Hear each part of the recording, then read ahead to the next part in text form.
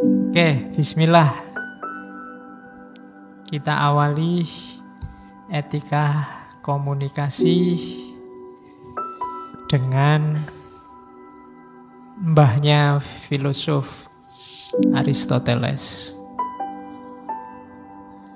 Kenapa komunikasi itu butuh etik?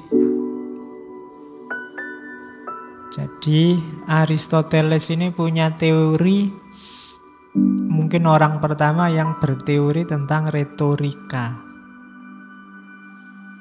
Cara ngomong yang menarik, cara ngomong yang bisa tepat guna. Sebenarnya ini ilmu langka, jarang orang yang mau mendalami. Mungkin kalian ada yang tertarik, belajarlah retorika. Hari ini banyak orang ingin menang kalau ngomong, ingin menang kalau debat, tapi tidak ngerti retorika. Akhirnya kemenangannya sia-sia. Sudah capek-capek gegeran, debat, menang, tapi musuhnya yang kalah tidak mau ikut pandangannya, tetap dia ngeyel dengan pandangannya sendiri. Kenapa? Karena kebenarannya tidak masuk ke lawan bicara. Kalau versinya Aristoteles itu retorikanya keliru. Ada orang yang tidak pakai debat, ngomong 1-2 kata bisa merasuk. Orang terpengaruh. Sementara sini yang capek-capek debat sudah menang, kono ya tetap ngeyel. Nah, itu mungkin kita kurang retorika. Hari ini kalau maki-maki kita ahli, tapi dalam hal retorika mungkin kita masih kurang. Katanya Aristoteles, ngomong yang tepat, yang persuasif, yang mempengaruhi, menarik perhatiannya orang, sangunya 3. Sangu itu apa bahasa Indonesia ini? Bekalnya 3. Logos, etos, patos. Etosnya nomor 1. Etos, logos, patos. Ini kayak jagoannya Tri Musketeer. Etos, logos, patos. Etika komunikasi itu etos ini. Etos itu orangnya secara moral harus berkualitas. Bisa dipercaya. Kenapa tadi kamu debat ngomong menang, musuhmu tidak mau ikut kamu? Jangan-jangan dia masih curiga, wong kamu itu orangnya tidak bisa dipercaya. Kalau ngomong mencela-mencele, kemarin bilang apa, sekarang bilang apa, berarti kamu lemah di etos. Kalau kamu lemah di etos, sebagus apapun pikiranmu, gagasanmu, tidak akan ada orang yang mau mengikuti. Itu etos. Bangun etos. Orang yang etosnya kuat itu biasanya tidak perlu ngomong capek-capek, ngomong 1-2 kata orang akan patuh. Kalau bahasa retorika modern namanya truthworthiness, bisa dipercaya. Kenapa? Karena secara moral dia bagus. Jadi harus punya etos. Kalau belum harus dibangun. Aristoteles ini kan nanti yang pikiran-pikiran akhlaknya banyak diwarisi oleh para filosof muslim. Akhlak itu pembiasaan, harus dibiasakan. Tidak ada orang yang terlanjur tidak jujur ya Pak, tidak ada. Harus dilatih jujur. Saya itu terlanjur pemarah ya Pak, tidak ada terlanjur kalau akhlak. Kalau sekarang watakmu pemarah, dibangun biar tidak ngamuan. Jadi bangun kredibilitas moralmu.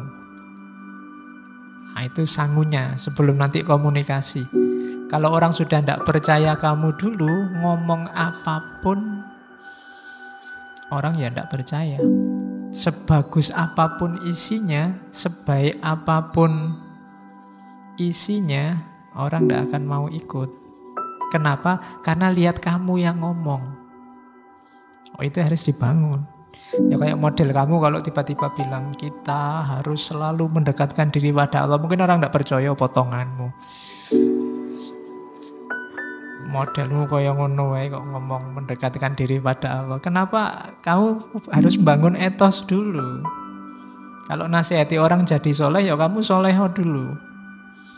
Nanti mungkin waktunya, ini kan mahasiswa baru, waktunya ospek, waktunya pendadaran mahasiswa baru, biasanya kakak kelasnya kan harus rajin belajar. Nek modelnya kakak kelasnya orang lulus-lulus sampai semester 14 ya.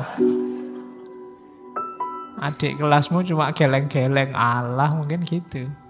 Bangun etos dulu. Jadi harus truthworthiness.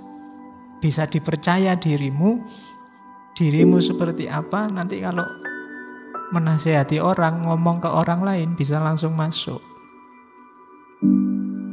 Kan ada cerita Mahatma Gandhi, mungkin pernah saya ceritakan entah di ngaji apa. Jadi satu ketika ada ibu-ibu datang ke Gandhi. Ibu-ibu ini sumpek sama anaknya. Dia punya anak, bawa anaknya. Anaknya ini punya penyakit, tidak boleh makan garam. Dinasehati bolak-balik sama ibunya, tidak bisa. Pokoknya dia selalu pinginnya makan garam. Akhirnya dibawa ke Gandhi. Sama Gandhi, wah saya tidak bisa kalau nasihati sekarang, ibu pulang dulu, nanti kembali kira-kira 2 minggu lagi. Baru saya bisa nasihati. Akhirnya ditunggu 2 minggu. 2 minggu kemudian balik lagi ke Gandhi. Ini sudah 2 minggu Pak Gandhi, tolong anak saya dinasehati. Nasihatnya simple. Apa bahasa India itu. Pokoknya, nak, mbok kamu jangan makan garam. Cuma kalimat itu aja. Dan besoknya anak ini sudah gak mau makan garam lagi. Ibunya heran. Kok aneh ya, tak nasihati sampai capek. Nggak jalan-jalan. Gandhi cuma 1 kalimat itu aja jalan. Ditanyain lagi ke Gandhi, Pak Gandhi kok bisa ya sampean ampuh tenan nek nasihati? Katanya Gandhi, enggak. 2 minggu yang lalu waktu ibu datang pertama kali ke sini, saya masih makan garam. Saya yang makan garam, tidak mungkin bisa nasihati anak ini untuk tidak makan garam. Maka waktu 2 minggu ini saya manfaatkan untuk pantang makan garam juga. Setelah 2 minggu mulai mungkin kalau bahasa Aristoteles tadi truthworthiness, dia jadi sosok yang bisa dipercaya kalau ngomong melarang makan garam. Sehingga ampuh. Makanya kalau di TV-TV banyak pejabat bilang, mari kita bebas korupsi, kenapa ndak ampuh? Jangan-jangan kan itu. Ya, jangan-jangan masih kesenggol dikit-dikit sama itu. Karena sosoknya sendiri ndak punya etos itu. Maka pertama-tama komunikasi efektif itu bangun etos. Bangun moralitasmu sehingga orang bisa percaya. Yang kedua logos. Etos ini yang kita bahas hari ini. Etika dalam komunikasi. Yang kedua logos. Logos ini masuk akal. Yang kamu omongkan bisa ditangkap orang lain. Itu namanya logos. Ya meskipun mungkin kredibilitasmu tinggi, kalau ngomongnya ndak karu-karuan ngawur ya orang paham aja ndak. Gimana mau mengikuti? Dan yang terakhir patos. Patos itu emosi. Jadi tulus dari dirimu sendiri dan bisa mempengaruhi orang yang kamu ajak bicara. Buktinya kamu sukses komunikasi itu di orang yang kamu ajak bicara. Kalau dari kata-katamu orang kemudian jadi terpengaruh. Kalau sedih dia jadi nangis, kalau senang dia jadi ketawa. Ini ada unsur patosnya. Emosi terlibat. Ya kayak penceramah itu, kalau penceramahnya semangat, orangnya wah jadi semangat. Kalau ngomongnya kayak saya gini, kelemek-kelemek, kamu jadi ngantuk. Loh itu berarti saya sukses, ada patosnya. Jadi ada emosi terlibat. Yang sini adem, sana ikut adem, tidur. Oke, jadi itu namanya patos. Jadi komunikasi itu kalau 3 ini terlibat, retorikamu bagus, sudah sukses. Ya nanti ada teori turunannya detail. Kapan-kapan kita ngomong itu ya, tentang retorika selama 1 bulan. Jadi itu etik dalam komunikasi. Ada etos, ada logos, ada patos. Ini kalau zaman Yunani namanya trivium. Jadi 3 bidang utama. Kenapa ini penting zaman itu? Kehidupan Yunani era filsafat awal itu kan isinya diskusi-diskusi. Orang saling bertukar pikiran, saling mengadu pandangan. Maka dibutuhkan 3 ini.